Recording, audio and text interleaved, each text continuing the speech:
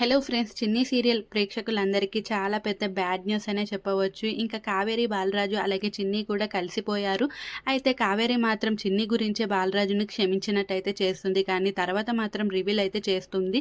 నేంటి నిన్ను క్షమించేశాను, అందుకే వచ్చేసాను నీతోనే అని అనుకుంటున్నావా? అంత లేదు, నేను ఇదంతా చిన్ని గురించి చేశాను, నిన్ను ఎప్పటికీ క్షమించను అనేసి అయితే కావేరి చెప్పడం జరుగుతుంది. చిన్ని సీరియల్ అయితే త్వరలో ముగియబోతుందంటూ వార్తలైతే వస్తున్నాయి. మరి ఇందులో నిజమెంతో తెలీదు కానీ అదేంటి నిఖిల్ ఎంట్రీ ఉంది కదా అనేసి మీరు అనుకోవచ్చు.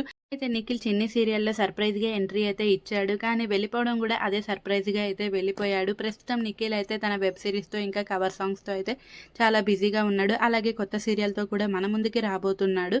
మరి చిన్ని సీరియల్‌లో రీ ఎంట్రీ ఇస్తాడనేసి ఇన్ని రోజులైతే న్యూస్ అయితే తెగ వైరల్ అయిపోయింది. మరి చిన్ని సీరియల్‌లో నిఖిల్ రీ ఎంట్రీ ఇస్తాడా? ఇవ్వడా? అనేది ఇంకా తెలీదు. ఆల్మోస్ట్ అయితే నిఖిల్ ఇంకా చిన్ని సీరియల్‌లో కనిపించకపోవచ్చు అనేసి ఇప్పుడైతే న్యూ అప్డేట్ అయితే వచ్చింది. ఇంకా చిన్ని సీరియల్‌లోకి అయితే నిఖిల్ అయితే రాడంట. ఒకవేళ నిఖిల్ అయితే సడన్ సర్ప్రైజ్ చేసి మళ్ళీ వస్తే హ్యాపీగా ఫీల్ అవ్వచ్చు. కానీ ఇప్పుడున్న స్టోరీని బట్టి చూస్తుంటే మాత్రం ఇంకా నిఖిల్ అయితే వచ్చేటట్టు కనిపించట్లేదు. అలాగే నిఖిల్ అయితే ఇటీవల ఒక పోస్ట్ అయితే పెట్టడం జరిగింది. అది మీ అందరూ చూసే ఉంటారు.